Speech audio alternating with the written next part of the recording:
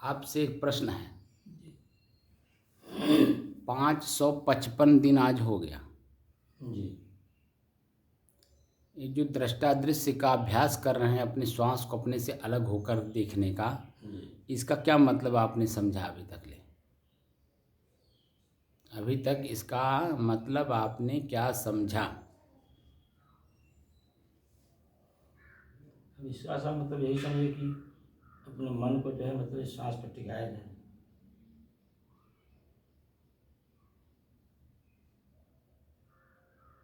और टिका करके जो है मतलब उसको एकाग्र किया जाए, स्थिर किया जाए, फिर शांत किया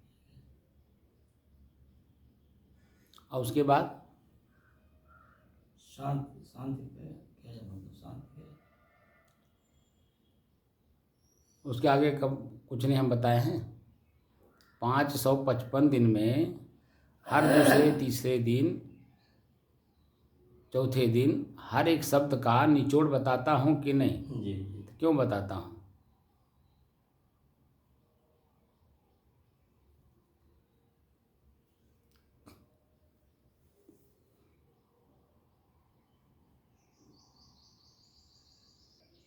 हो गया।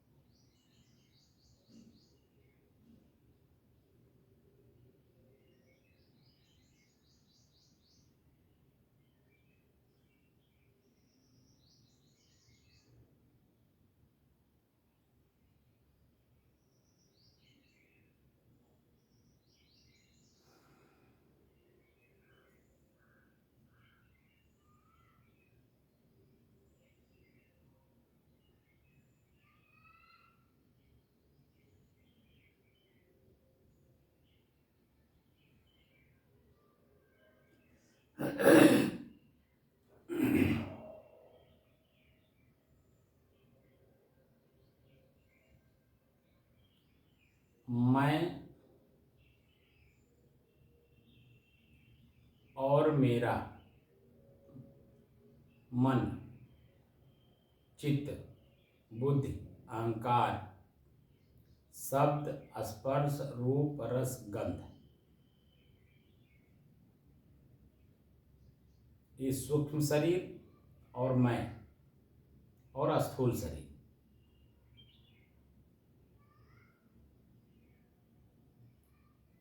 को अलग अलग जानने की दृष्टि से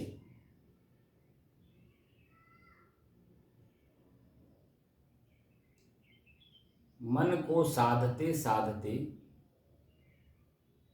या यूं कहें कि साधना करते करते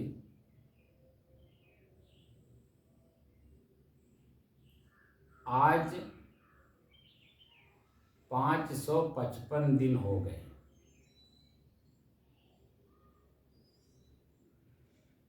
तारीख 15 मई सन 2023,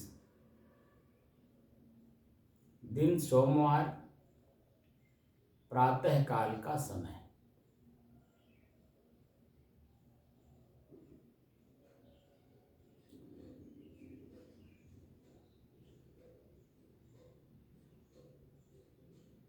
गुरु और शिष्य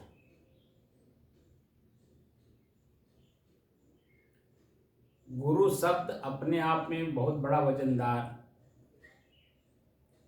वजनीक शब्द है, जिसको बोलते हैं परिपक्व स्थिति। और साधक जो शिष्य है वो साधक है। वो प्रथम स्कूल में प्रथम बार अपना एडमिशन लिया है,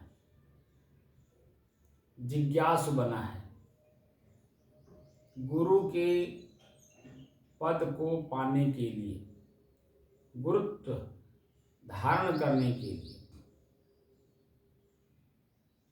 तो गु नाम अंधकार, रू नाम प्रकाश। अज्ञान अंधकार दूर होकर ज्ञान का प्रकाश हो, इसलिए शिष्य या साधक गुरु से संबंध जोड़ता है। यह आध्यात्मिक क्षेत्र है। इस आध्यात्मिक क्षेत्र में मैं कौन हूँ को जानने का महत्वपूर्ण रास्ता है। तो मैं कौन हूँ को जानने की दृष्टि से अभ्यास हम दृष्टा दृश्य का करते हैं और प्रयोग करते हैं एक सूत्र का, वो है ईश्वर। ईश्वर एक सूत्र है, परिभाषित स्वयं शिष्य को करना होता है। परिभाषित करने के लिए ज्ञान वर्धन करने का काम गुरु करते हैं। अब यहाँ दो सूत्र लगता है, भगवान और ईश्वर। ईश्वर एक साधन है भगवान को पढ़ने के लिए, और दोनों दो सूत्र हैं। भगवान जड़ प्रकृति को कहते हैं, ईश्वर जड़ प्रकृति और जड़ प्रकृति के अंदर में चेतना, दोनों को अलग अलग करने का काम ईश्वर करता है। ईश्वर शब्द का जो व्याख्या वेदों में, उपनिषदों में, शास्त्रों में मिलता है, ई धन स्वर। ई माने स्वर माने श्वास, और स्वर माने ध्वनि भी होता है। ध्वनि का उच्चारण तो 99% लोग कर रहे हैं, जैसे ओम तत् सत। आपने पूछा था ना, क्या ओम तत्व है? हरिओम तत्व।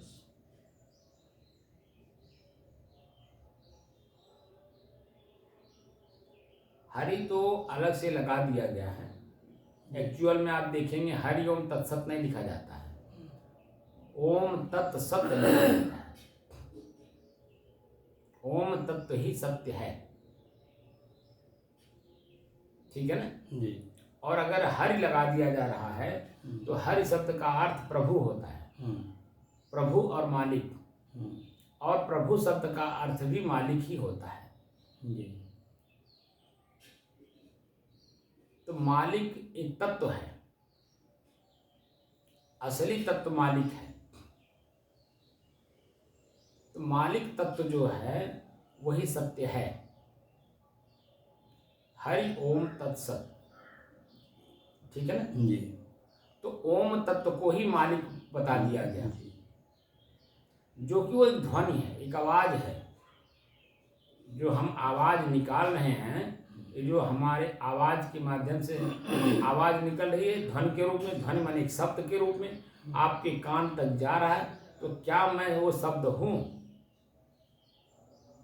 जिस शब्द को सुन करके आप मोहित हो रहे हैं, आकर्षित हो रहे हैं या क्रोधित हो रहे हैं, क्या वो शब्द मैं हूँ? नहीं। शब्द तो मेरा है ना, मैं तो हूँ नहीं। तो ओम जो तत्व है, जो भी उसका खोज किया हो, वह मन को एकाग्र करने का साधन हो सकता है, लेकिन ओम तत्व ही सत्य है, ये सत्य नहीं है। क्योंकि ओम तत्व को जानने वाला भी तो अलग है। इसीलिए मैं जो आपसे प्रश्न पूछा कि आपने 555 दिन तक श्वास का अभ्यास किया, किस लिए किया? दृष्टादृश्य का अभ्यास कराए ना। तो दृष्टादृश्य का मतलब तो श्वास मेरा है, श्वास मैं खींच रहा हूँ, तो क्या मैं श्वास हूँ? नहीं। तो जब दृष्टादृश्य का अभ्यास करेंगे श्वास से, तो आप देखेंगे कि श्वास मेरा है, न कि मैं श्वास हूँ। और श्वास इतनी दूरी पे महसूस होता है जितनी दूरी पे हमारा आपका शरीर है। इस श्वास आपको अलग महसूस होगा। क्या ये अनुभव हुआ 555 दिन में? ये श्वास अपना अपने ही श्वास अपने से अलग महसूस हुआ आपको? हाँ, अलग महसूस होता है। अलग महसूस होता है ना? जी इसमें परिपक्वता आई कि नहीं आई जी आपकी? जी, हो गया। अलग हो गया कि नहीं? जी जब जो सूक्ष्म है, सूक्ष्म में सूक्ष्मोत्तर है, सूक्ष्मोत्तर के बाद सूक्ष्मोत्तम भी है आपका अपना श्वास। जी क्योंकि यही श्वास आपको आनंद की अनुभूति भी कराता है, यही श्वास आपको कष्ट भी, पीड़ा भी, दुर्गंध भी, सब कुछ का अनुभव कराता है। जी, और जो भी अनुभव कराता है उसको अनुभव कौन करता है? मैं करता हूँ। तो जो अनुभव करने का साधन है वही तो मन है। जी तो मन अलग महसूस होगा, और जैसे ही मन अलग महसूस हुआ तो हमको श्वास, जैसे मान लीजिए श्वास हम ले रहे हैं, हमारा श्वास है, तो श्वास में दुर्गंध आ रहा है, तो हम अपने आप को बचाएंगे कि नहीं? यहाँ से उठ करके दूसरी जगह जाएंगे जहाँ दुर्गंध ना आता हो। बचाएंगे कि नहीं बचाएंगे? बताएंगे। लेकिन इसी में अभी फूल की सुगंधी आ रही हो तो बैठ लेंगे। तो उसी में भंवरे की तरह उसमें आप भूलेंगे कि नहीं? जी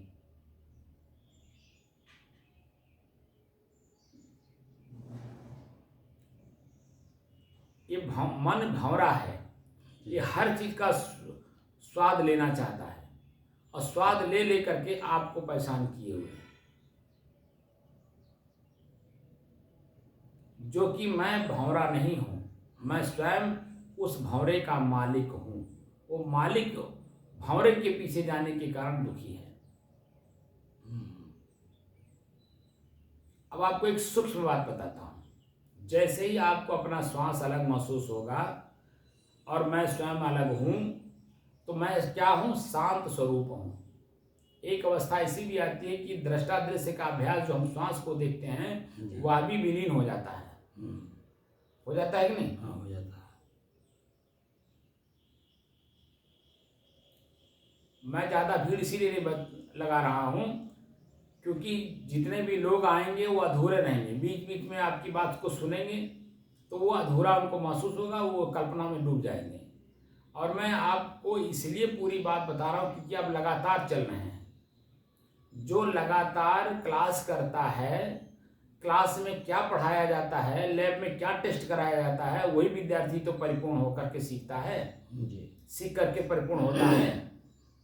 तो आप लगातार सीख रहे हैं, तो मेरा कर्तव्य होता है कि जो उसमें सूक्ष्म से सूक्ष्मतम बातें भी हैं, जहाँ भी आपका मन अटक रहा हो, भटक रहा हो, हम उसको भटकाव खत्म कराएं। ये मेरा कर्तव्य बनता है, क्योंकि आप मुझे समर्पित हैं। तो जिसको समर्पित हुआ जाता है, जैसे पुत्र पिता को समर्पित है, पत्नी पति को समर्पित है, तो वहां आप देखिए पिता अपने पुत्र के लिए ही सारा कार्य करता है, पति अपनी पत्नी के लिए ही सारा कार्य करता है। होता है नहीं होता है? जी जी। वैसे जब आप मुझे समर्पित हैं गुरु और शिष्य के संबंध में, तो मेरा कर्तव्य बनता है कि शिष्य के अंदर में कोई भी भ्रम न रह जाए, किसी भी प्रकार का भ्रम न रह जाए, एकदम क्लियर कर दे यही आप हो स्वयं। इसके अलावा जो कुछ भी है, जैसे पछोरा क्यों जाता है, चाहे गेहूं हो चाहे धान हो, चाहे दाल हो चाहे चावल हो, सूपा से क्यों पछोरा जाता है? क्योंकि मुझे मालूम है कि सार सिर्फ चावल गेहूं या धान है। उसके बाद जो भी चीज में मिलावट है सब वो उसको पछोड़ देना है, क्योंकि सार वस्तु को पता है। सार वस्तु को पता होने के कारण उसमें देखिए आप भूसी भी है, पहिया भी है, कंकड़ भी है, पत्थर भी है, खेत की मिट्टी भी है, तरह तरह की चीजें उसमें रहती हैं, पाई भी हैं, जीव भी हैं, बड़े बड़े कीड़े भी सफेद सफेद होते हैं। तो सब कुछ को अलग अलग किया जाता है, और सार जो चावल है, गेहूं है, उसे ही सिर्फ प्रयोग किया जाता है। तो जो सार है वो स्वयं मैं हूं। मैं कौन हूं? शांत स्वरूप हूं, मेरे में कुछ भी नहीं है, कोई हलचल मेरे में नहीं है। हलचल का मतलब होता है किसी प्रकार की जिज्ञासा, कामना, इच्छा, वासना। हम वासना रहित हैं, कामना रहित हैं, इच्छा रहित हैं। स्वयं मैं एकदम इच्छा मुक्त हूं। इच्छा किसकी है? मन की। मन क्या है? प्रकृति है। प्रकृति में क्या है, बदलाव है, क्षण क्षण बदलाव है। और जो प्रक्रिया है, ये प्रक्रिया सब प्रकृति में हो रहा है। मैं स्वयं शांत स्वरूप और स्थिर हूं। हमें अपनी स्थिरता का बोध नहीं है, ज्ञान नहीं है, जानकारी नहीं है। उसी जानकारी को यहाँ आपको दिया जा रहा है। जब दृष्टा दृश्य का अभ्यास परिपूर्ण होता है, मैं बिल्कुल शांत स्वरूप हूं, मेरे में कुछ नहीं है, उसी तरह से ये ओम भी नहीं है। आपने देखा होगा, आप तो वैष्णव संप्रदाय से हैं, दीक्षा भी वहीं से लिए हैं। खैर हमारे कबीर साहब भी वैष्णव संप्रदाय से ही दीक्षा लिए थे, हम लोग भी वैष्णव ही हैं। लेकिन कबीर साहब ने एकदम क्लियर कर दिया, जो एक शब्द उन्होंने लिखा है कि बिरह की ओदी लाकड़ी, क्या लिखा है, बिरह की ओदी लाकड़ी सबचे और धुंधुआए, दुखते तब ही बाँची हो जब सकलो जरी जाए। अब यहाँ सकलो शब्द का है ना, सकलो का मतलब सभी प्रकार, चाहे वो अच्छा के रूप में हो चाहे बुरा के रूप में सब।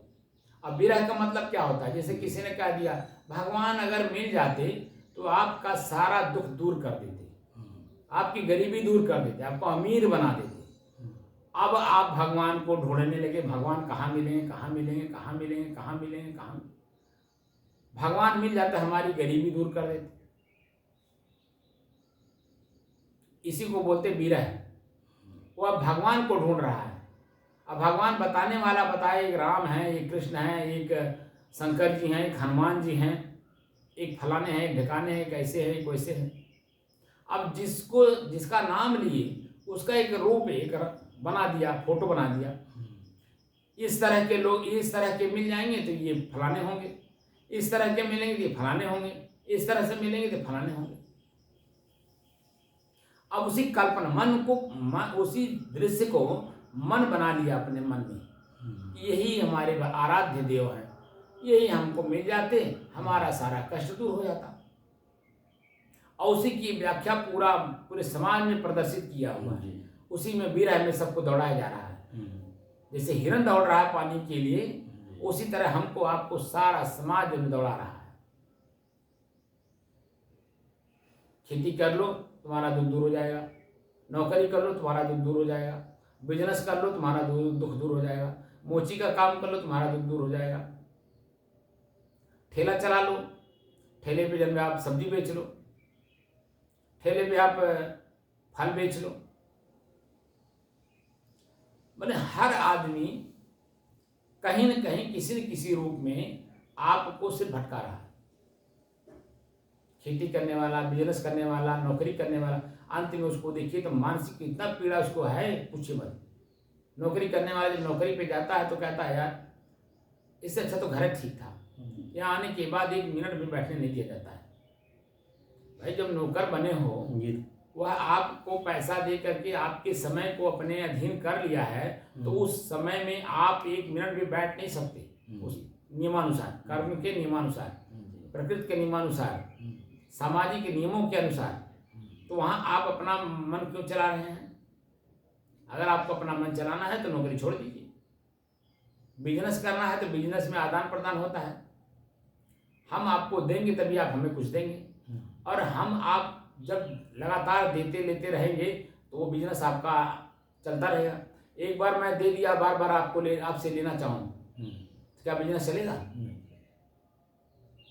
खेती है, खेती में पहले बिया देना पड़ता है, पहले परिश्रम करना पड़ता है, पहले खेत को खेत बनाना पड़ता है, जमीन को खेत बनाना पड़ता है।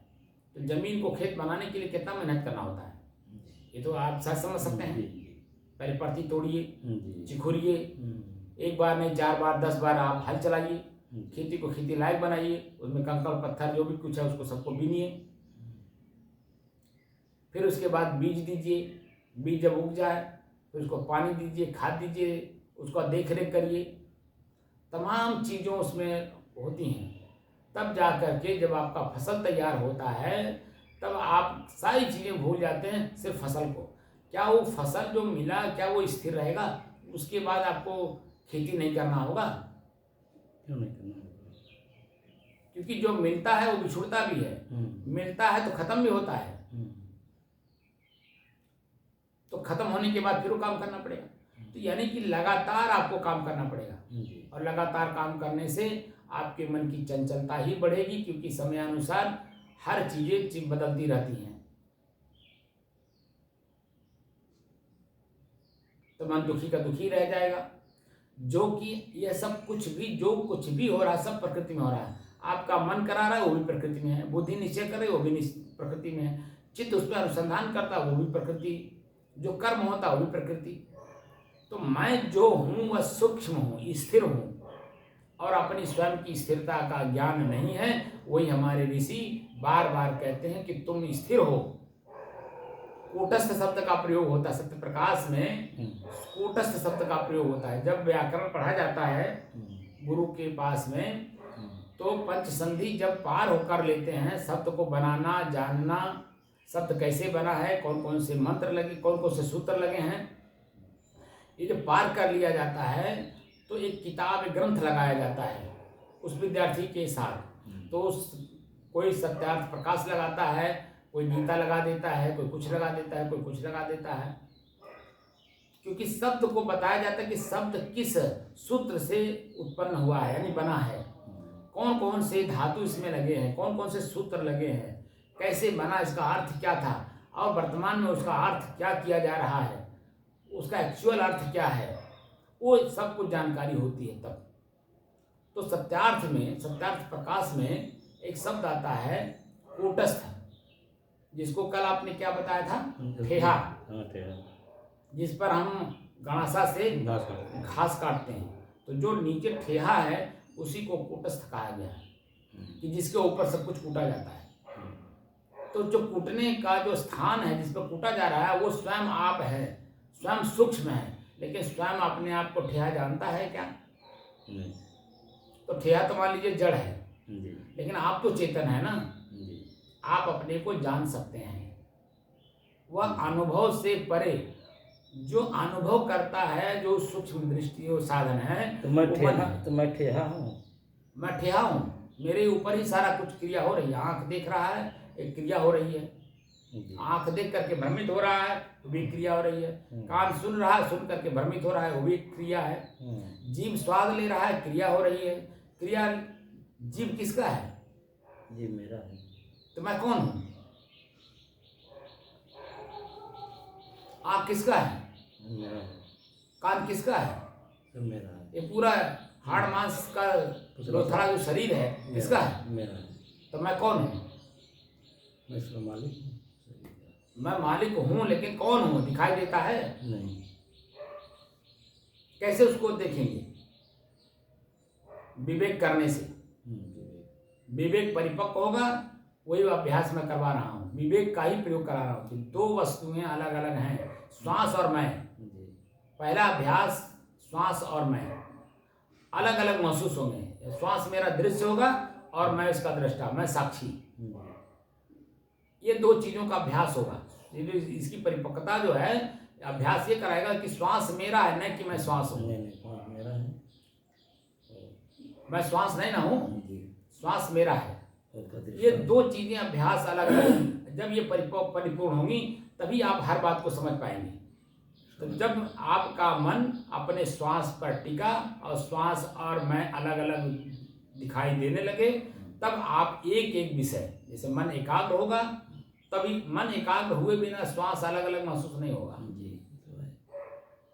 क्योंकि मन चंचल है भी, और मन के द्वारा हमें अभ्यास करना है। बात समझ रहे हैं? तो जैसे ही मन अलग हुआ और मैं अलग हुआ, यानी श्वास अलग हुआ और मैं अलग हुआ, तो उसके बाद स्थिरता आती है। इसमें परिपक्वता आनी चाहिए कि मैं और मेरा जो दृश्य है वो अलग अलग है। फिर उसके बाद शांति का अनुभव कि ये दोनों मैं नहीं हूँ, क्योंकि जो दृश्य देखने का अभ्यास कर रहा हूँ, देखने का जो साधन प्रयोग कर रहा हूँ, वो अभी तो मन ही है। श्वास जो देख रहा है वो भी मन ही तो है, मन के द्वारा ही तो श्वास को मैं देख रहा हूँ। तो मन किसका है? मेरा है। मन के न रहने के बाद क्या क्या होगा? तो वही चीजें हैं स्वसंवेद्य, स्वानुभूति सिर्फ होती है, और उसी को हमारा उपनिषद कहता है कि जो नींद अवस्था है वो अवस्था आपकी है। लेकिन वो देखकर, जानकर और समझकर जब उस लेवल पे जाएंगे तो मन भी खत्म हो जाएगा, चित्त भी खत्म हो जाएगा, बुद्धि भी खत्म हो जाएगी और क्रिया भी खत्म हो जाएगा, बिल्कुल एकदम शांत स्थिति। जैसे बिजली है, पंखा नहीं चल रहा है, जब पंखा नहीं चल रहा है तो उसमें हरहर की आवाज नहीं आ रही है। पंखा नहीं चल रहा है तो हवा नहीं दे रहा है, तो गर्मी कौन महसूस कर रहा है? मैं महसूस कर रहा हूँ। मैं कौन हूँ? क्या मैं पंखा हूँ? क्या मैं बिजली हूँ? मन महसूस। क्या मैं हवा हूँ? जी। ये सब मन महसूस करता है, मन बनाता है। आवश्यकता आविष्कार की जननी है। तो मैं तो कुछ गर्मी ठंडी कुछ ही नहीं है। वही तो मैं कह रहा हूँ, मैं जो हूँ उसमें गर्मी मैं स्वयं में न गर्मी हो, न ठंडी हो, न बरसात हो, न हवा हो, न कुछ भी नहीं हो। यानी ये सब प्रकृति में है ना, वो जड़ है, वो अपने आप में चल रहा है। जैसे आपका शरीर है, ये जड़ है, लेकिन आप इसमें है, इसीलिए सब कुछ काम करता है। चाहे आप पैर के किसी भी कोने में आप चिमोटी काटिए, तुरंत आपको यहाँ मस्तिष्क में अनुभव कराता है। क्यों कराता है? क्योंकि मैं मौजूद हूँ, क्योंकि मैं स्वयं ही चिमोटी काट रहा हूँ और स्वयं इसी में मैं मौजूद हूँ। और जब मैं इसी में से निकल जाता हूँ तो मेरा हाथ काम करता है। मुर्दा को तो आपने देखा होगा ना जी। तो जब उसमें मैं बोलने वाला निकल जाता है तो हाथ काम करता है, तो चिमोटी कैसे काटेगा? स्वयं अनुभव कैसे करेगा कि मेरे शरीर में कहाँ चिमोटी काट रही है, मैं चिमोटी काटा हूँ, या चिमटी कहाँ मुझे काट रही है, या मक्खी कहाँ मेरे शरीर पे बैठी है? मेरे शरीर पे मक्खी बैठ रही है या मेरे शरीर के ऊपर अग्नि डाली जा रही है? क्या हम महसूस करने वाला करता है? नहीं करता। तो अगर ये शरीर में होता तो जलाया क्यों जाता, पानी में फेंका क्यों जाता, जमीन में गाड़ा क्यों जाता? कहीं कहीं हमने देखा है, अपने राजस्थान में एक एरिया है, वहाँ पर जब कोई मरता है तो ले जाते जंगल में, ऊपर पहाड़ पर ले जाके छोड़ देते हैं ताकि यहाँ के जानवरों के लिए भोजन हो जाए। ऐसी भी स्थिति हमने देखा।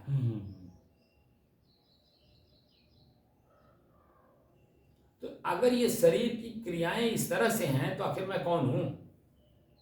अगर ये शरीर ही मैं होता तो क्या ये सब चीजें मैं न रहने के बाद होने देता? क्या मेरे शरीर को कोई भी 50 आदमी, 10 आदमी, 20 आदमी ले जा करके अग्नि में झोंक देते? जब तक मैं हूँ, किसी की हिम्मत है कि मेरे ऊपर कोई एक छोटा सा वो आग का गोला फेंक दे? बोलिए, कोई सुई तो चुभा नहीं पाएगा, आग का गोला फेंकने की बात तो दूर की बात है। क्योंकि मैं इसमें हूँ और चेतनावान हूँ कि मैं शरीर में हूँ, इसलिए मुझे पता है कि ये मुझे कष्ट देने आया है। तो कष्ट जो देने आया है उसको रोकते हैं कि नहीं? तो आखिर हैं तभी तो। लेकिन जब हम नहीं रहते हैं तब मेरे शरीर के साथ कुछ भी हो, मैं तो यहाँ उसको भोग करने तो आया नहीं। तो मैं और मेरा, इसीलिए प्रश्न पूछता हूँ, ये जो शरीर है ये मैं हूँ या मेरा है? तो मैं इसमें भी भोगने के लिए आया हूँ। जो जन्म जन्मांतर से हमने क्रिया कर रखा है, पेंग मार रखा है, उसी को तो भोग रहे हैं। और क्या भोग रहे हैं? तो इसमें मैं भोगने के लिए आया हूँ। मैं शरीर को धारण ही किया हूँ जो दुख है उसको भोगने के लिए, और इसी से तो छटपटा। जब अपने आप का ज्ञान हुआ कि अरे यार मैं तो, जिससे मैंने बताया नहीं कि कंबल बहा जा रहा था, नाविक जो है मछली मार रहा था, मछुआरा नाव के ऊपर, अब वो देखा कि कंबल बहा जा रहा है तो सोचा यार फ्री में कंबल मिल गया, ला उसको ले लें। और जैसे ही कूदा और कंबल को पकड़ा तैसे कंबल उसे पकड़ लिया। अब नीचे ऊपर कभी कंबल ऊपर, कभी अपने ऊपर। तो जो अन्य मछुआरे थे वो देख रहे थे, तो कहे यार तुम जल्दी जल्दी बाहर आओ, मछलियाँ सब भाग रही हैं तुम्हारे वजह से, हम जाल कैसे फेंकें?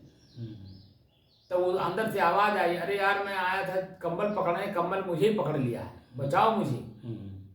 तब लोग जब जान गए कि ये कंबल नहीं है, ये तो भालू है, कोई जानवर है, तब धीरे धीरे उसको बचाए। बात समझ में आई? हाँ, धोखे में मतलब के।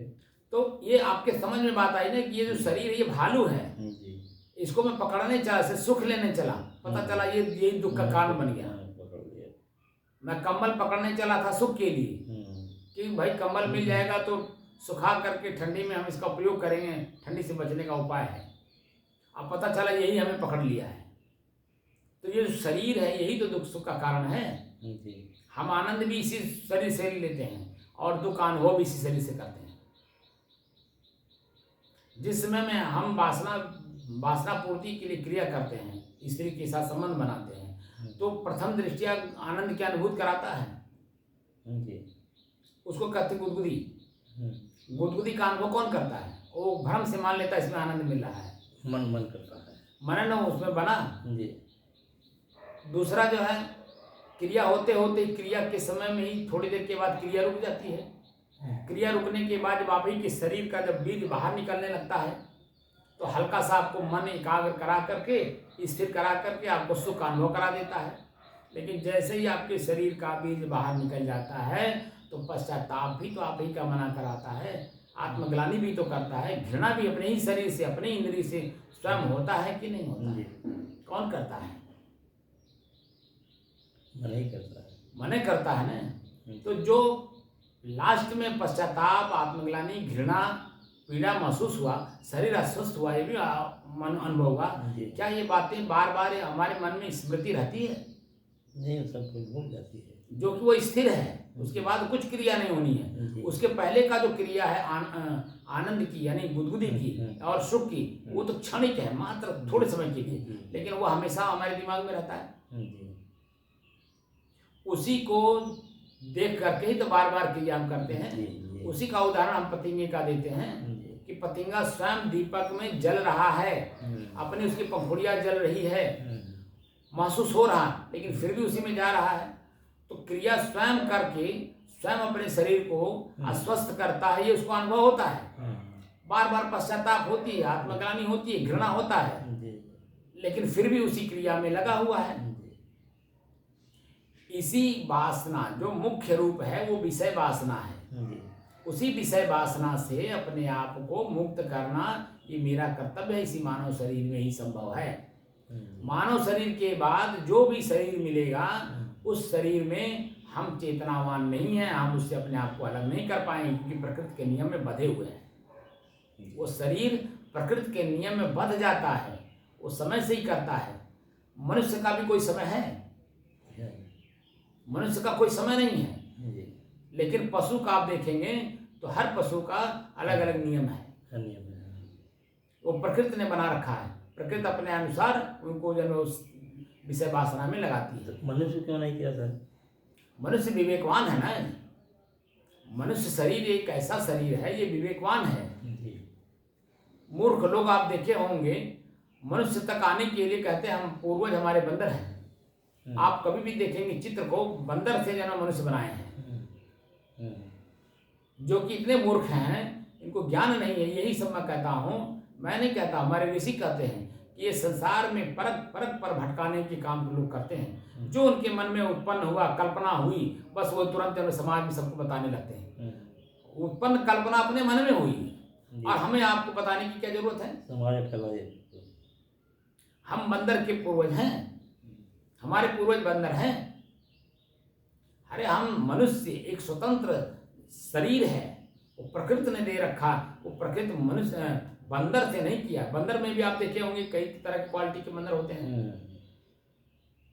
कई क्वालिटी के बंदर होते हैं। हर शरीर में आप देखेंगे हर तरह के, जैसे चींटी है, चींटी में भी कई तरह के शरीर हैं। 84 लाख योनि बनाते हैं। इसमें देखिए काली होती है, बहुत कटई होती है। एक होती है देखिए धीरे धीरे चलती है, मोटी होती है। एक वो देखे होंगे कि फर फर चलती है, होती छोटी सी। तो उनके भी अपने एक अलग क्वालिटी है। ऐसे ही हर जीवों का है, लेकिन मनुष्य शरीर में आ करके आप अपने वासना से मुक्ति पाने का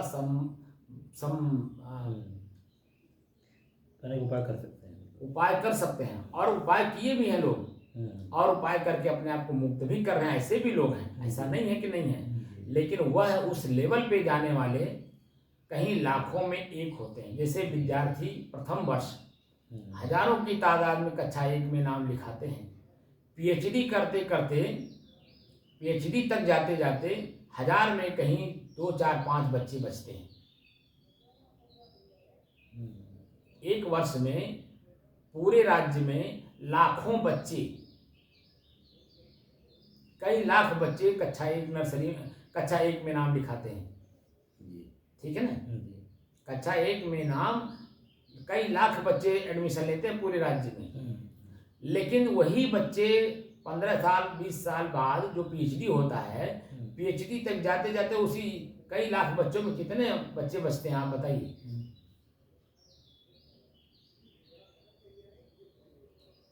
कई लाख बच्चों में 10,000 बच्चे जो है आपके पीएचडी में जाते हैं।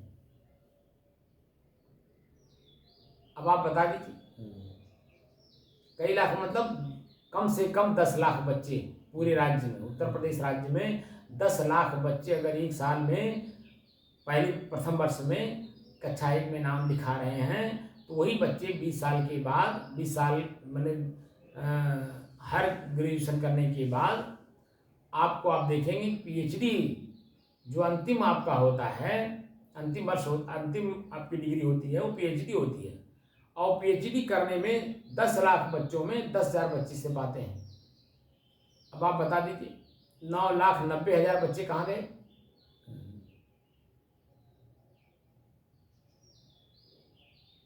इसी तरह से साधु जो बनते समय बहुत सारे लोग साधु बनते हैं, लेकिन साधना कर करके मैं कौन हूं तक जाने के लिए कोई विरले पहुंच पाता है।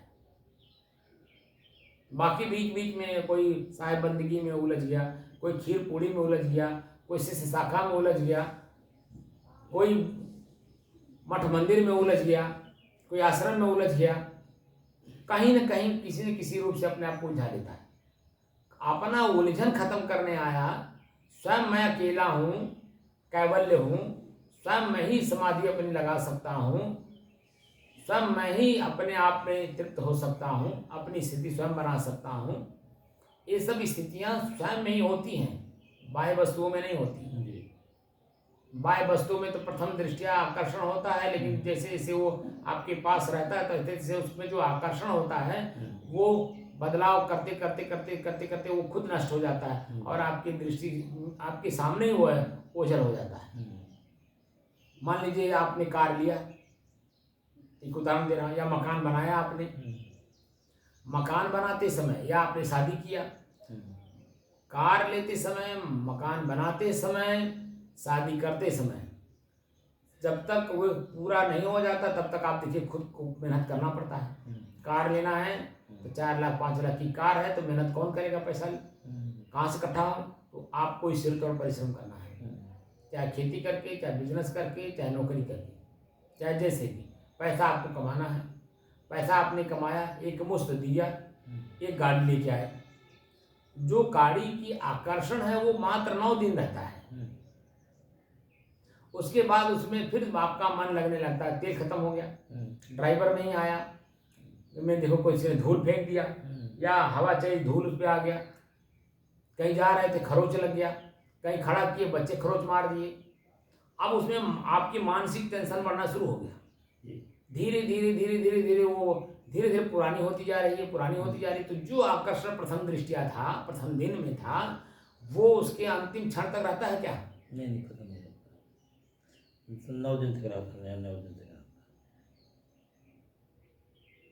देखिए साहब, जैसे आप बताएं कहावत है कि स्त्री संभोग है, आदमी कर लिया, उसको जानता है, उसको दुख से मालूम हो गया, लेकिन बार बार क्यों करता है? वही तो कह रहा हूँ ना कि जो अंतिम क्षण की बात है उसमें जो देख रहा है कि हमारा शरीर अस्वस्थ हो गया, हमारी शरीर की एनर्जी बाहर निकल रही है, सुख मिल रहा है, लेकिन निकल जाने के बाद घृणा हो रही है, पश्चाताप भी हो रहा है, आत्मग्लानि भी हो रही है। ये जो 4 चीजें मिला उसको स्थिर नहीं कर पा रहा ना, क्योंकि मन चंचल है। समझ में आ रही बात? जब आपका वीर्य बाहर निकल गया तो 4 चीजें मिली कि नहीं? क्या ये 4 चीजें जो आपके मन मस्तिष्क में हमेशा स्थिर रहता है? नहीं रहता है। बोलिए। नहीं रहता। वही स्त्री बार बार आपसे संभोग क्यों करवाती है? जब उसके गर्भ ठहर गया, गर्भ ठहरने से लेकर के बच्चा बाहर निकलने तक 9 महीने कितना पीड़ा सहती है, और जिस समय बच्चा बाहर निकलता है उस समय कितना अपार पीड़ा होती है, क्या क्या बोलती है वो। लेकिन जैसे बच्चा बाहर निकल गया, निकल जाने के बाद 1 महीना 2 महीना साल भर के बाद फिर उसी कर्म में लग जाती है कि नहीं। तो कैसे वो प्राकृतिक है, ये प्राकृतिक है, सब ये प्रकृति में हो रहा है। जब तक आप दृष्टा दृश्य का अभ्यास नहीं करेंगे तब तक इस चीज को आप समझ नहीं पाएंगे ना, इसमें परिपूर्णता नहीं आ पाएगी। अभी तो मन चंचल है। प्रकृति तो होना है, प्रकृति है मतलब इसको होना है। प्रकृति है तो प्रकृति में अपने आप स्वाभाविक हो रहा है, आपको करना नहीं पड़ेगा, स्वाभाविक हो रहा है। जैसे मान लीजिए जब आपका शरीर है, स्वप्न दोष जो होता है, कोई जरूरी है कि स्वप्न में हम सो रहे हैं तो किसी औरत के साथ सो रहे हैं। और जो स्वप्न दोष होता है, स्वप्न दोष का मतलब होता है कि स्वप्न में हम देखते हैं, जागृत अवस्था के दृश्य वहां दिखाई देते हैं, मालूम पड़ता है कि हम स्त्री के साथ संभोग कर रहे हैं, ऐसा उसी को स्वप्न दोष बोलते हैं। लेकिन क्या जरूरी है कि सोते समय जब आपके स्वप्न हो तभी आपका बीज बाहर निकलेगा?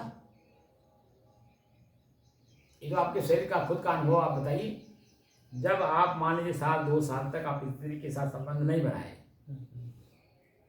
उसके बाद आपके शरीर में जब एनर्जी भरपूर हो जाती है तो अपने आप वो नाइट फॉल, उसको बोलते हैं नाइट फॉल, वहाँ मन में कल्पना नहीं आती है, अपने आप हो जाता है, अपने आप हो जाता है। ये भी तो स्थिति आपने देखा होगा। जैसे मान लीजिए आपके पास पात्र है, छोटा है, भर जाएगा तो उसमें आप जब पड़ेगा तो बाहर अपने आप जाएगा कि नहीं जाएगा? तो शरीर एक पात्र में है, ओवरफ्लो हो जाएगा, ओवरफ्लो हो जाएगा। ये शरीर आपका एक पात्र में है, तो जब आप भरपूर इसको एनर्जी देंगे तो एनर्जी पाते पाते जो इसको स्टोर रूम है, वो जब स्टोर करते करते जब भर जाएगा, भरने के बाद अपने आप बहेगा कि नहीं बहेगा? बोलिए। ब्रह्मचारी लोग ओवरफ्लो हो जाते कैसे करते हैं लोग? क्या जब ब्रह्मचारी जो होते हैं तो मैं क्या कह रहा हूँ, यही स्थिति सबके साथ होती है। अच्छा, उनके साथ भी शरीर है ना, जी। कोई कहता है ऐसा मेरे साथ नहीं होता तो शुद्ध झूठ बोल रहा है। शरीर मेरा भी है, शरीर आपका भी है जी जी। जो शरीर की घटना आपके शरीर में हो रही हुई तो मेरे शरीर में घटना हो रही होगी जी। लेकिन क्या हम आप कभी अपने आप को शेयर करते हैं? नहीं। खुजली सबको होती है, लेकिन क्या हम कभी किसी को शेयर करते हैं? लेकिन दुकान पे जब जाते हैं वह खुजली की दवा देते हैं, तो चाहे आप लेने जाए चाहे हम लेने जाए, उसको पता है खुजली हमको भी होती है, इसीलिए उसने उसका काट खोज रखा है, तो बना के अपने पास रखा, जो मेरे पास आएगा पैसा देगा, हम उसको दवा दे देंगे, ले जाकर लगा लेगा, शुद्ध हो जाएगा। तो ये जो है इसको खुजली का उपमा भी दिया गया है। जैसे बार बार खुजली खुजलाते खुजलाते आप देखेंगे कट जाता है, कष्ट होता है, पीड़ा होता है, लेकिन फिर भी खुजली खुजला जाता है। तो वासना को खुजली का भी अर्थ वो दिया गया उपमा, कि बार बार वो जा रहा है उसी में, देख रहा है कि मैं उसमें कष्ट सह रहा हूँ, दुख भोग रहा हूँ, पीड़ा शरीर से मिल रहा है, लेकिन फिर भी किए जा रहा है। उसी को वासना ग्रसित व्यक्ति कहा जाता है। वासना ग्रसित व्यक्ति उसी को कहा जाता है। और उसी को मनुष्य कहा जाता है कि परिवार में रहते हुए भी एक बार घटना घट गई, परिवार में ही रहेगा लेकिन परिवार के साथ वो कर्म नहीं करेगा काफी समय तक। तो मनुष्य हम भी हैं, मनुष्य आप भी हैं, मनुष्य वो भी हैं। तो हम अपनी पीड़ा खुद ले रहे हैं और आप अपनी पीड़ा खुद आप मुक्त कर ले रहे हैं। साधु भी तो अपने मनुष्य ही है, साधना करने आया, साधना करते करते करते करते मन इंद्रिय शरीर, तीन बातें यहाँ है, मन इंद्रिय शरीर अपने बस में कर लेता है और शांति स्थिति में हमेशा बरकरार रहता है। कोई भी वासना की दृष्टि, चाहे आँख का विषय हो, चाहे कान का विषय हो, चाहे जीभ का विषय हो, आप कभी आप उसको देखेंगे उतावलापन में। जो संत की स्थिति में आ जाता है उतावलेपन में कभी नहीं रहेगा, एकदम शांत स्थिति में रहेगा। वो प्रारब्ध भोग भोगता है, मिल गया तो भोजन कर लिया, नहीं तो शांत रहेगा। वो भूख पर भी अपना कमांड बना लिया है, भूख को भी सहन कर लिया है, भूख को उसके बस में है। प्यास को भी अपने बस में कर लेता है, पानी मिल गया तो पी लेगा, नहीं तो उसके पीछे दौड़ेगा नहीं। जो कि महत्वपूर्ण विषय शरीर के लिए है, भोजन और पानी। और नींद पे भी उसका अपना कंट्रोल होता है, वो जब चाहेगा तब नींद लेगा, अन्यथा शांति स्थिति बना रहेगा। आपने देखा है ऐसे संतों को? क्यों ना, कहाँ वो अवसर कहाँ मिला था?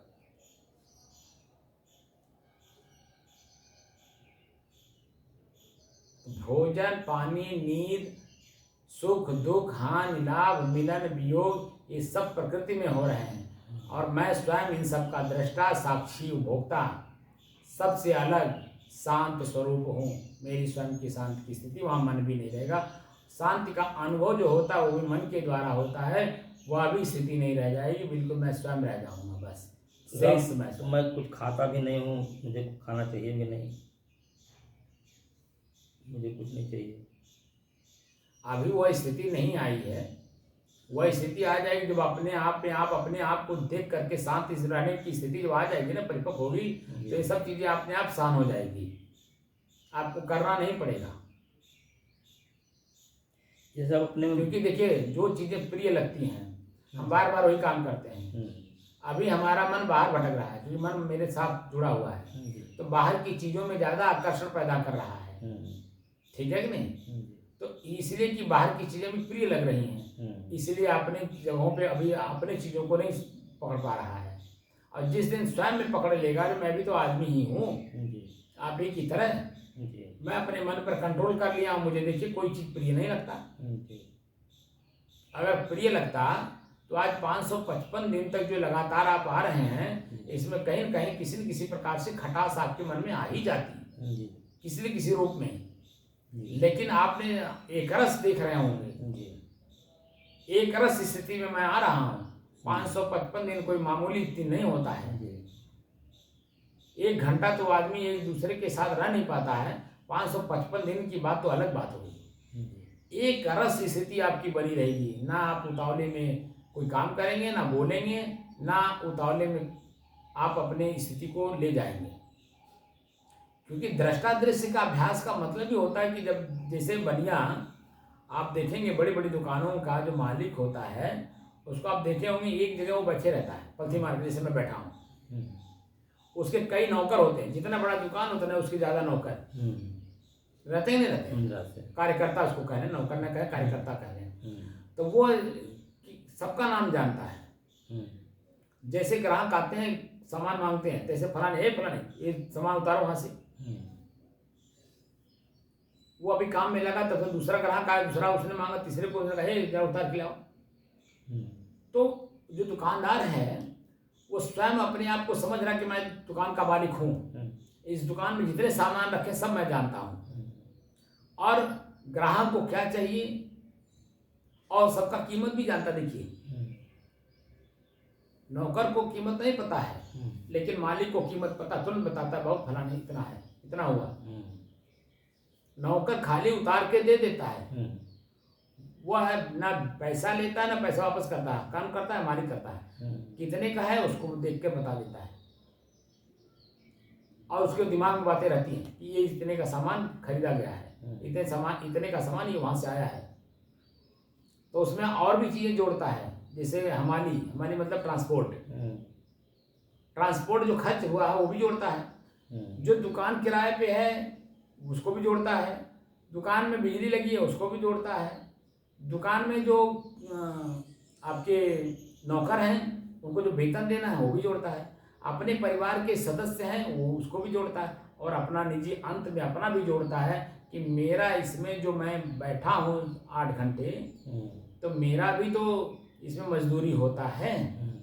लास्ट में जब देखता है कि मेरा अपना भी मजदूरी निकल रहा है, तभी वो काम को करता है, नहीं तो दोबारा करता नहीं है। ऐसे ही जब मैं स्वयं कितनी स्थितियों से गुजरना पड़ता है, और स्वयं की स्थिति गुजरे बिना हर चीजों से अपनी मजबूती नहीं आती है। आंख भी एक दृश्य है, देखता है उसी में भागने लगता है, कान एक दृश्य है उसी में दौड़ने लगता है, कान शब्द सुनता है दृश्य हो गया, आंख रूप देखता है दृश्य हो गया, जीव स्वाद लेता है दृश्य हो गया, कल्पना भी एक दृश्य है। मैंने कहा नहीं कि आप देखे होंगे धार्मिक लोग जब राम को मानने वाले राम को मानेंगे, उन्हीं की फोटो लगा करके उन्हीं की आरती करेंगे, जो कि राम जो तत्व है, राम शब्द रम और घम 2 धातु से बना है। रम शब्द का अर्थ होता है रमण करना, घम शब्द का अर्थ होता है आकाश तत्व। आकाश की तरह मैं स्वच्छ और निर्मल हूँ, मेरे में कुछ भी नहीं है। आकाश में जो कुछ आता है, जैसे मान लीजिए हवाई जहाज आ गई, उसकी आवाज़ आ गई, आप उसमें देखा होगा, गिद्ध देखा होगा, उसमें आपने कौवा देखा होगा, चील देखा होगा, चिड़िया देखा होगा, तमाम तरह की चीज़ें आकाश में दिखाई देती हैं। तो क्या वो आकाश है? आकाश वही होता तो स्थिर होता वो। आकाश स्वच्छ और निर्मल है, खुली चीज है, खुली जगह है। ऐसे आप स्वयं आकाश तत्व हैं। आकाश तत्व की तरह मतलब कुछ भी आप में नहीं है और सब कुछ आपका है। आप में है, आपका है, आप में नहीं, आपका है। आप में हो जाएगा मतलब ठोस हो जाएगा। आप ठोस पदार्थ नहीं ना है, आकाश की तरह है, आकाश तत्व की तरह है। राम उसको कहते हैं। शिव किसे कहते हैं? शिव मंगल को कहते हैं। आपका जब वासना समझ में आ गई कि वासना के कारण मैं दुखी हूँ, वासना निवृत्ति होने लगी, आपका मन प्रसन्नचित होते गया, प्रसन्नचित होते गया, प्रसन्नचित होते गया, आनंदित होते गया, तो वो जो आनंद की अनुभूति हो रहा है वही तो मंगल है। उसी को शिव कहा जाता है। और शंकर शब्द कहा जाता है समकर। अपने इंद्रियों को, अपने शरीर को, अपने मन को सम कर, सम माने समन करना, दमन करना होता है। दमन मतलब नष्ट करना होता है। जब इन सब चीजों को नष्ट कर देंगे तब संकर तत्व का बोध होता है, तब अपने आप का बोध होता है कि मैं स्वयं हूं। सम कौन करता है? तराजू कौन तलता है? बराबर कौन करता है? तराजू तौलने वाले का कार्य दिखाई देता है? तराजू दिखता है, पकड़ने वाला, उसका उपयोग करने वाला दिखाई नहीं देता है। हम किसको देखते हैं? तराजू को देखते हैं। कोई सामान लेते हैं तो तराजू को देखते हैं, ना कि उसके तराजू के मालिक को नहीं देखते हैं, कांटा देखते हैं। बराबर है कि नहीं?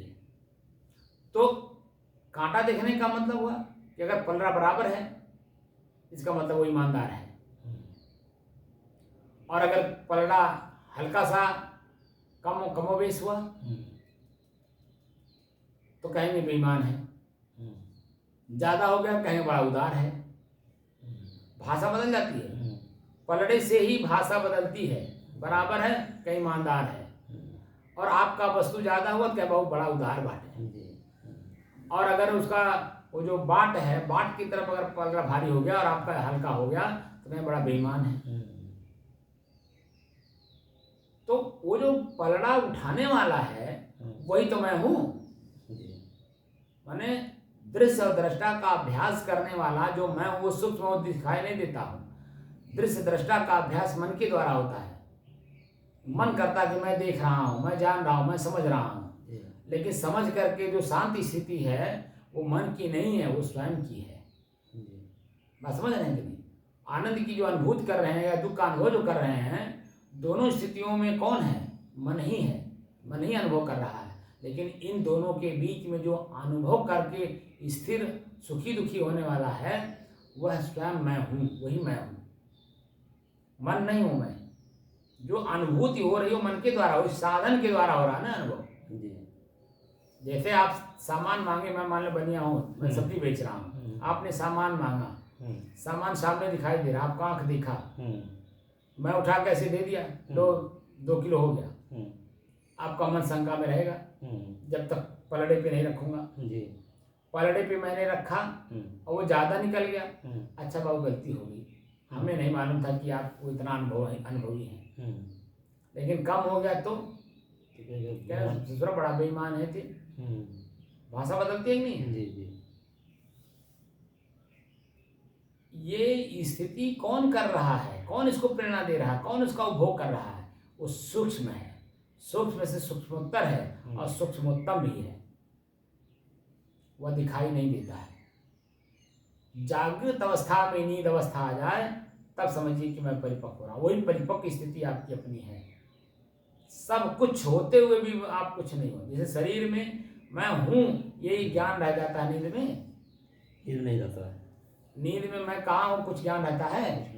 मैं महल में सोया हूँ, मैं झोपड़ी में सोया हूँ, मैं खेत में सोया हूँ, मैं शमशान में घाट में सोया हूँ। कोई भूत आ रहा है, प्रेत आ रहा है, चोर आ रहा है, डकैत आ रहा है, या कोई साधु आ रहे हैं, कोई सज्जन आ रहे हैं, कोई राजा आ रहे हैं, कोई हमारे मित्र आ रहे हैं, कोई अनुभव होता है? सांप काट लेता हो तो भी पता नहीं चलता है, क्योंकि आप गहरी नींद में हैं। और अभी देखिए, सांप जब काट लेता है वो तब तक दूर नहीं होता जब तक आप जग नहीं जाते हैं। वहीं वो खड़ा ऐसे खड़ा रहेगा, चारों तरफ से ताकता है। क्या देखता है वो? ये चेतना में नहीं था, चेतना में आ जाए तब मैं आगे बढ़ूँ, क्योंकि अपना उपचार कर ले तब तक। वो कितना समझदार है, क्योंकि वो भी तो वही जीव है जो मैं हूँ। वो अपने शरीर का उपभोग कर रहा है। शरीर का मतलब प्रकृति के नियमानुसार उसमें बधा हुआ है, लेकिन चेतना तो उसमें है ना। क्या इसके कभी आकलन किया आपने कि सांप काटने के बाद भी वही खड़ा रहता है? जब तक आपकी नींद खुल नहीं जाती है, चेतना आ नहीं जाती है, वो देखिए भागता नहीं है। कभी अनुभव किया इसको?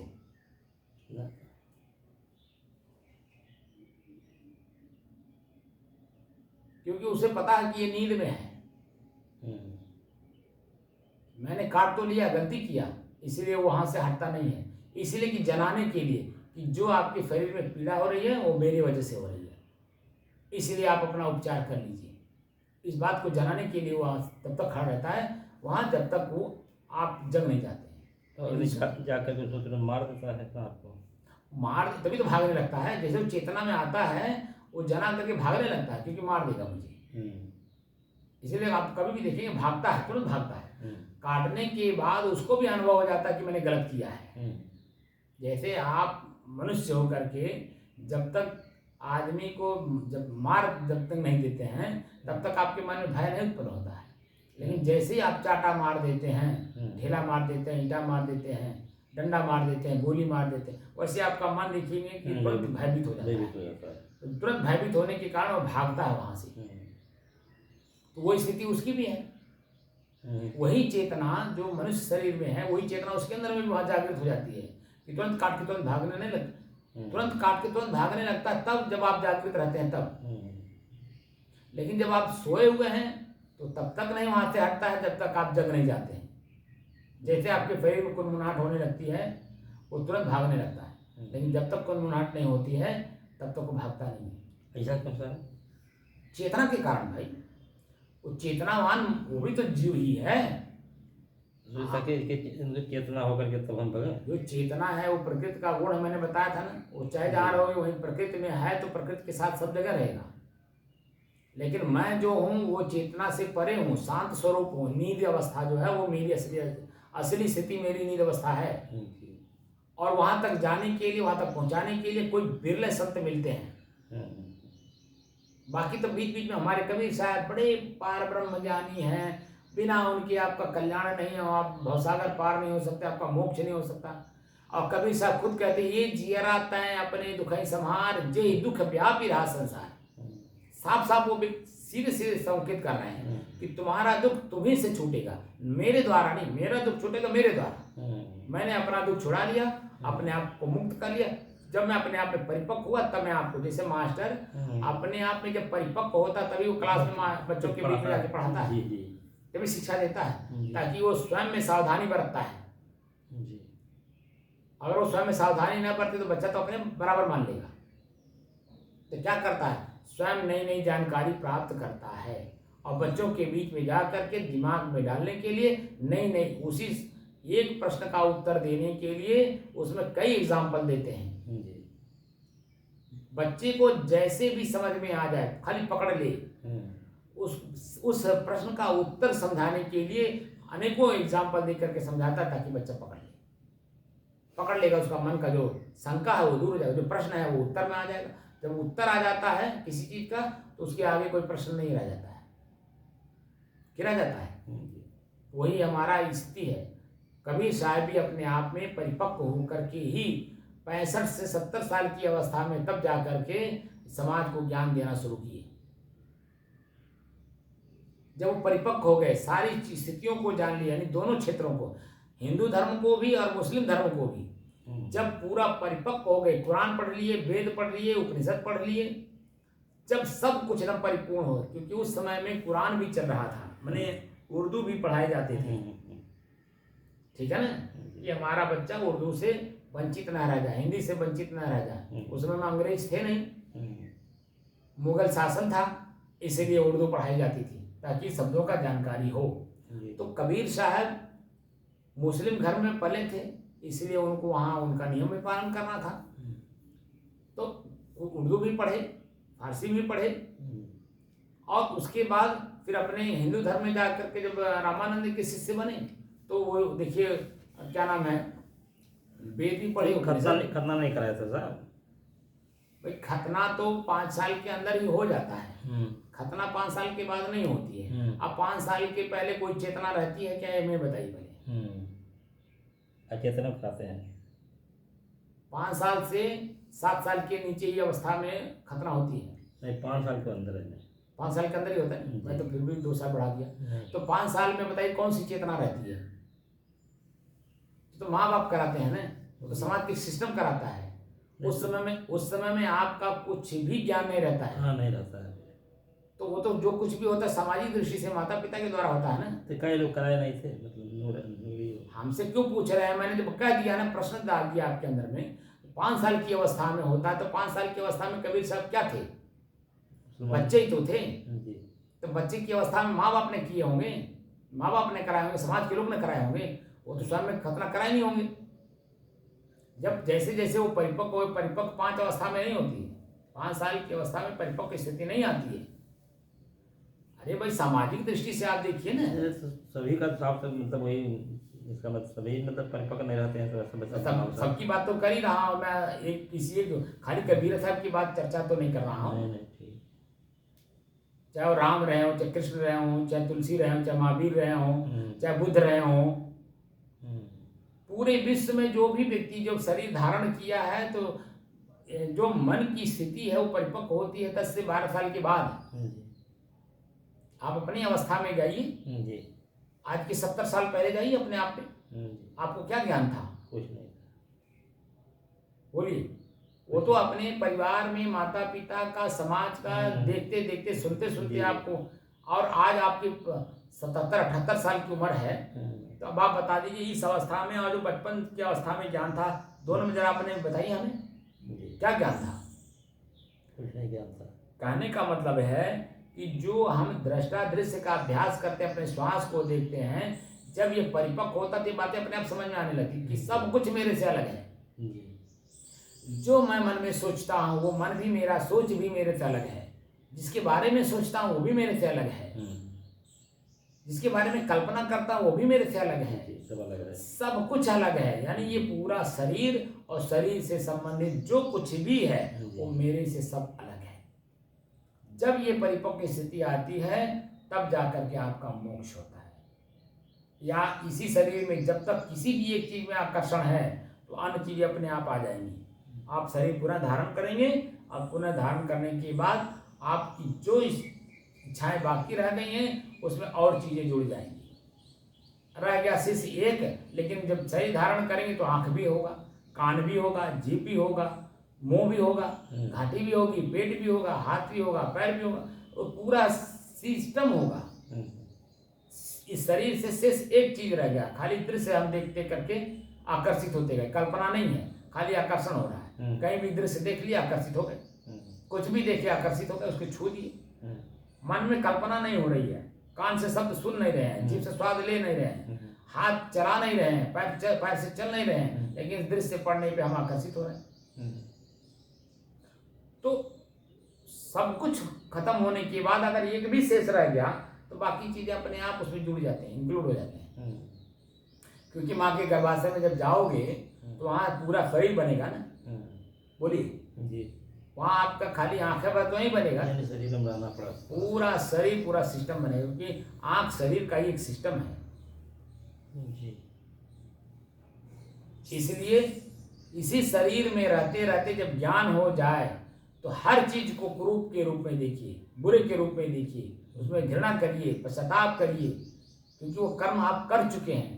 अब वो कर्म जो उसमें जो आपको मिला, पश्चाताप, आत्मग्लानि, दुख और पीड़ा, इस चीज को बार बार अपने नजर में रखिए। कोई भी दृश्य देखिए, उसमें देखिए बुराई है, हमको आकर्षित करके हमको भटकाएगा, हमको हमारा जो शांति स्थिति है वो उसको भटका करके दौड़ाएगा हमें। और उसमें शांति है, शांति मेरे अपने स्वयं में भी है, मेरे स्वयं में ही है, किसी बाहर की वस्तु में नहीं है, बाहर के व्यक्ति में नहीं है, बाहर के स्थान में नहीं है, कल्पना में नहीं है, इच्छा में नहीं है। जो कुछ भी शांति है वो स्वयं मेरे आप में है और इन सबके त्याग में है। जब तक इन सब का त्याग नहीं होगा, स्वयं का बोध नहीं होगा, स्वयं अपने आप की स्थिरता नहीं होगी, और स्वयं की स्थिरता में जब तक आएंगे तब तक शांति का अनुभव होगा नहीं। और वही जब तक शांति का अनुभव नहीं होगा तब तक कैवल्य नहीं होगा। कैवल्य का मतलब होता है केवल अकेलापन का एहसास, स्वयं अकेला हूँ। अपने स्वयं के अकेलेपन का ज्ञान नहीं होगा, क्योंकि आँख एक पार्ट है, कान पार्ट है, सब एक जुड़े हुए हैं और ये हमें भटकाए हुए हैं। मैं स्वयं इन सब का उपभोक्ता हूँ, मैं इन सब से अलग हूँ, ये सब मेरे अधीन है, लेकिन मैं इनके अधीन हो गया हूँ। आँख के अधीन हो गया, दौड़ रहा हूँ, कान के अधीन हो गया, दौड़ रहा हूँ। ये स्थिति जब तक आपकी परिपक्व नहीं होगी दृष्टा दृश्य का, तब तक ये बातें समझ में नहीं आएंगी। इसीलिए जो भी कुछ है स्वयं आप हैं, न कि ओम तत्व है, न परमात्मा तत्व है, कोई भी तत्व नहीं है। स्वयं आपका तत्व अपने आप में शांत तत्व है, और वह शांति का जो अनुभव करने वाला है वो भी मन ही है, वो भी आप नहीं है। बता दीजिए, जैसे जब नींद में आप रहते हैं तो नींद का अनुभव कौन करता है? मन तो करता है, लेकिन नींद में आप हैं ये मन नहीं जानता है, क्योंकि मन खत्म हो गया तब आपकी नींद आती है।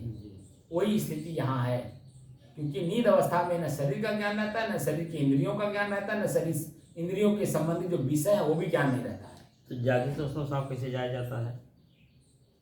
वही तो अभ्यास करा रहा हूँ बाबा, ये उतावलेपन का काम नहीं है, उसी का अभ्यास करा रहा हूँ मैं कि उस लेवल पे कैसे जाएं हम। जब दृष्टा दृश्य का अभ्यास करते करते एक अवस्था ऐसी आती है, जब दृष्टा दृश्य का अभ्यास करते हैं आप शुरू में, श्वास को देखते तो आपकी स्थिति ऐसी होती है, देखिए हमारी तरफ। लेकिन जैसे दृष्टा दृश्य का अभ्यास पूरा हो करके आप विलीन होने लगते, दृष्टा दृश्य का अभ्यास नहीं रह जाता है, स्वयं आप रह जाते हैं, तो आपके ही शरीर की गति कैसी होती है? हो जाती है जी।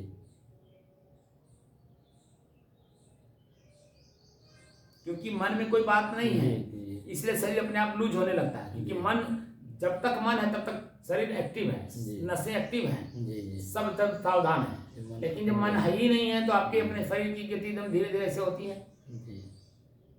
लेकिन मन रहना चाहिए नहीं, दृष्टा दृश्य के अभ्यास में मन रहेगा। दृष्टा दृश्य का अभ्यास जब पूरा हो जाता तो आपके शरीर की गति ऐसी होगी ही, लेकिन नींद अवस्था नहीं होनी चाहिए, कहने का मतलब। तो ये कैसे होगा सर, नींद अवस्था में रहे? अभी तो अपने ऊपर निर्भर करता है ना, हम चेतना में रह करके रहें। इसके बाद जब ये परिपूर्ण होता है तो इसकी जो अगली स्थिति है, क्योंकि जब हम अपने शरीर से अलग हो जाते हैं तो शरीर को गिरने का खतरा रहता है, इसलिए शवासन कराया जाता है। लास्ट में इस साधना का सबसे लास्ट पॉइंट है शवासन कराना। लेटा करके आपको अपने आप में जाने की कला सिखाई जाती है। ये तो अभी जागृत अवस्था में दृष्टा दृश्य का अभ्यास कराया जा रहा है ना। दृष्टा दृश्य का अभ्यास जब खत्म हो जाएगा तब वो परिपक्व की स्थिति जब आएगी, तो जो आपका ये स्थिति होती है ना, ये स्थिति ऐसे जो होते हैं, ये स्थिति नहीं रह जाएगी। तो फिर आप लेट के कर लेंगे एकदम बिल्कुल शरीर का। तो जब शरीर के द्वारा जब ये अभ्यास कराया जाता है लेटा करके, तो पैर के अंगूठे से लेकर के और सर के तलवा तक आपके मन के द्वारा उसे दिखाया जाता है कि देखिए शून्य हो गया, मन से देखिए शून्य हो गया। एक अवस्था ऐसी आएगी मन भी शून्य हो गया, कुछ भी नहीं।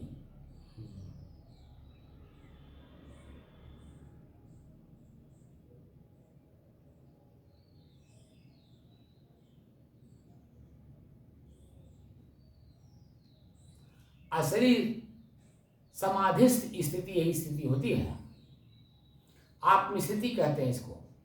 स्वयं की अनुभूति, जो कहा गया कि स्वसंवेद्य, इसके बाद कोई अनुभव नहीं होने वाला, क्योंकि मन ही मर गया है, खत्म हो गया, इसीलिए ऐसे पड़ा है शरीर। और आप जो हैं स्वयं अपने आप में हैं। जैसे मकान के अंदर में मालिक, मकान गिरता है, मकान मालिक को कोई उस पर वो नहीं रहता है, क्योंकि मकान मालिक जो है घर गिरने के पहले घर को डांट लगा दिया, गिरने नहीं दिया, गिरेगा लेकिन वो डांट जो है उसको सुरक्षित कर लेगा। ऐसे शरीर जो है ये गिरेगा, लेकिन अंदर डांट लग गया है,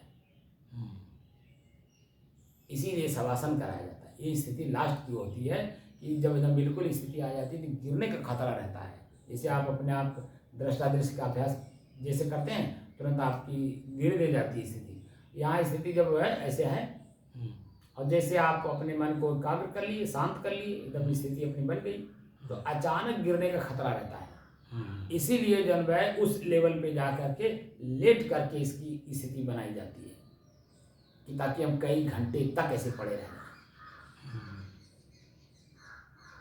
वो सूक्ष्म अवस्था होती है, उस श्वास नहीं खींचना होता है, हम जो है साहब इसे वो सामान्य अवस्था होती है। जैसे अभी एक आशुतोष महाराज हैं, उनके बॉडी को लोग रखे थे अभी तक ले फ्रीजर में, तो फ्रीजर में रखे हैं तो दूसरी बात हो गई। ये स्थिति ऐसी होती है, सामान्य स्थिति होती है, क्योंकि वो चेतना अंदर रहती है, फिर पुनः वापस भी आ जाता है। जैसे आपने सुना होगा महाभारत में कि अभिमन्यु जो है चक्रव्यूह में फंस गया,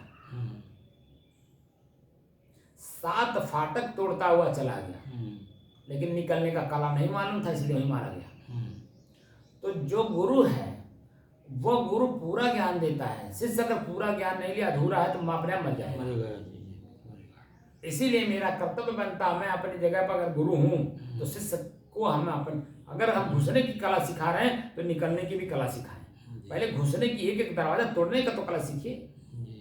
7वां फाटक तोड़ देने के बाद जब अंदर एकदम बिल्कुल मध्य में पहुंच गए, पहले तो तोड़ते हुए मध्य में पहुंचे, तो मध्य से बाहर भी तो निकलना है, क्योंकि जैसे ही फाटक खुलता है आप अंदर प्रवेश करते हैं, फिर फाटक बंद भी तो हो जाता है, तो फिर अंदर से जब बाहर होना है तो फिर भी फाटक तोड़ करके बाहर निकलना पड़ेगा। ये सब आध्यात्मिक दृश्य हैं और हम लोग बाहर दौड़ रहे हैं, आध्यात्मिक दृष्टि है। और आध्यात्मिक दृष्टि से ही हम अपने मन को अपने ही मन के घर को तोड़ना पड़ता है। जो बंधन बांध लिए हैं, गांठ बांध लिए हैं, वही दरवाजा है, फाटक है, उसी फाटक को तोड़ना पड़ता है। जैसे दरवाजा जब बनाया जाता है तो अपने हित के लिए बनाया जाता है, सुरक्षा के लिए बनाया जाता है। लेकिन मान लीजिए कहीं चाबी आप भूल गए, ताला आपका मजबूत है, तो तोड़ना भी पड़ता है। ऐसे ही जब महत्वपूर्ण विषय समझ में आ जाएगा तो ताला तोड़ना भी पड़ेगा। तो महत्वपूर्ण विषय में 7 ताले के अंदर बंद हूँ। आँख एक ताला है, कान एक ताला है, नाक एक ताला है, ये 5 इंद्रियों का 5 विषय ताला है, और उसके बाद मन और बुद्धि भी हमारा एक ताला है।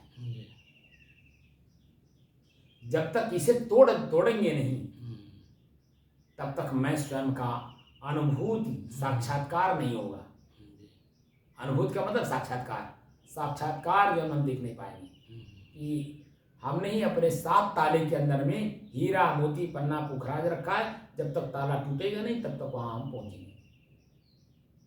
और जब मिल जाता है तब आप बताइए, ताले की कीमत भूल जाते हैं, क्योंकि उस ताले से कीमती सामान मिल गया।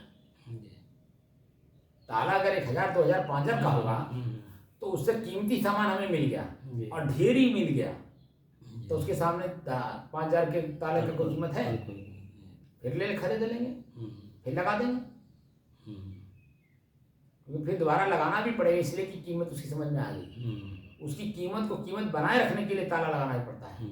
इसीलिए आंख बंद करना पड़ता है, कान बंद करना पड़ता है, जीभ स्वाद सब कुछ, इंद्रियों, हाथ की क्रियाएं भी रोकनी पड़ती हैं। जो मैं अब हाथ चमका बता रहा हूँ, ये भी स्थिति नहीं रह जाती है। आँख खोल करके जो मुंह बोल रहा है ये भी नहीं, आवाज जो निकल रही ये भी नहीं, सब शांत हो जाता है।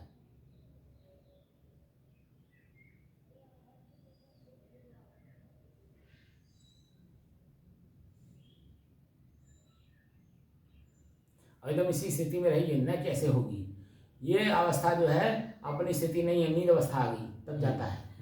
और जब इस स्थिति में है तो हमारे जब तक बैठे रहेंगे 4 घंटा, 6 घंटा, 8 घंटा, हमारे गुरु भाई हैं 6-6 महीने का कोर्स किए, 8-8 घंटा बैठ लेते हैं, ऐसे 10-10 घंटा बैठते हैं, ऐसे बैठ लेते।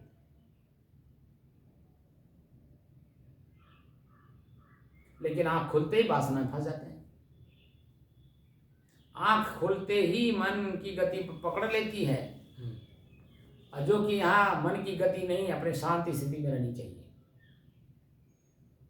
तब इसकी परिपक्व स्थिति होती है।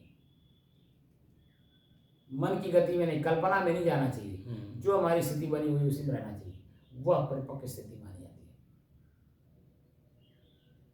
तो हम चाहे चलते रहें, चाहे बैठे रहें, चाहे सोते रहें, चाहे जागृत अवस्था में रहे, चाहे आपके साथ संवाद कर रहे हों, चाहे हम शांति स्थिति में हो, हमारी स्थिति बनी रहेगी, क्योंकि हमें अपने आप का स्वयं का बोध है कि मेरे में कुछ नहीं है, मैं किसी में नहीं हूँ, मैं शुद्ध शांत, शुद्ध हूँ, प्योर हूँ, शांत स्वरूप, बिल्कुल मेरे में।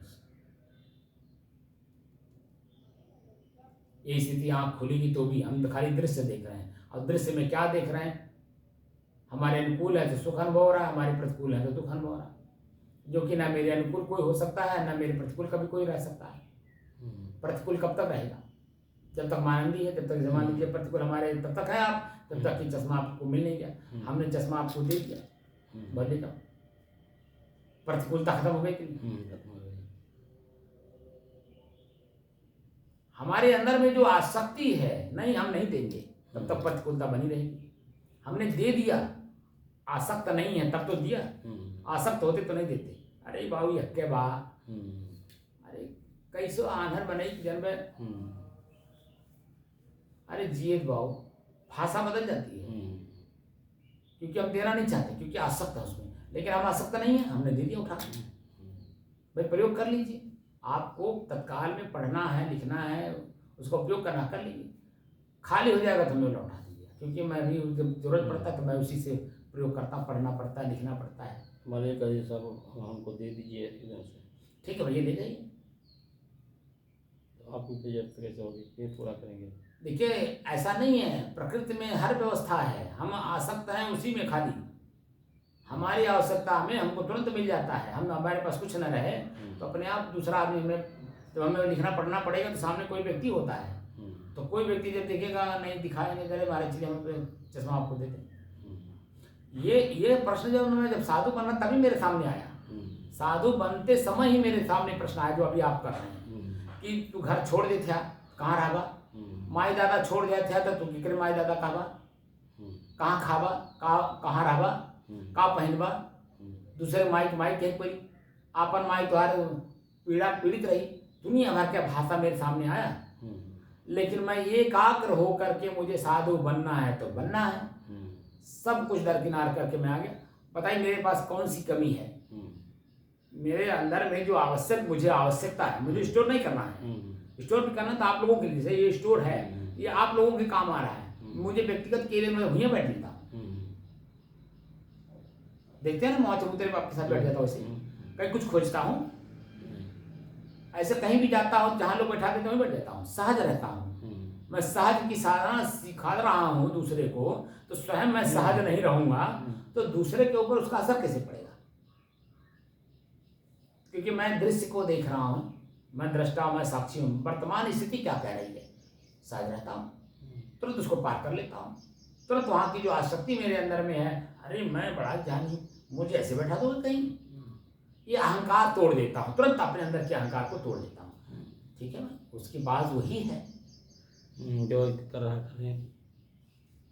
इसीलिए बड़े बड़े संतों के आचरण को सीखना पड़ता है। जैसे हमारे विशाल देव जी थे, सदगुरु विशाल साहब हमारे 12 जी थे, तो उन्होंने वो अपने शिष्यों को कहते थे कि कहीं भी चलो तो गांव में प्रवेश करने से पहले नीम का पत्ता देखो, नीम का पेड़, नीम का पत्ता नहीं, नीम का पेड़ देखो, और नीम के पेड़ पे एक आदमी चढ़ जाओ, पत्ता तोड़ लाओ, तोड़ करके खा के पानी पी के तृप्त रहो अपनी साधना में।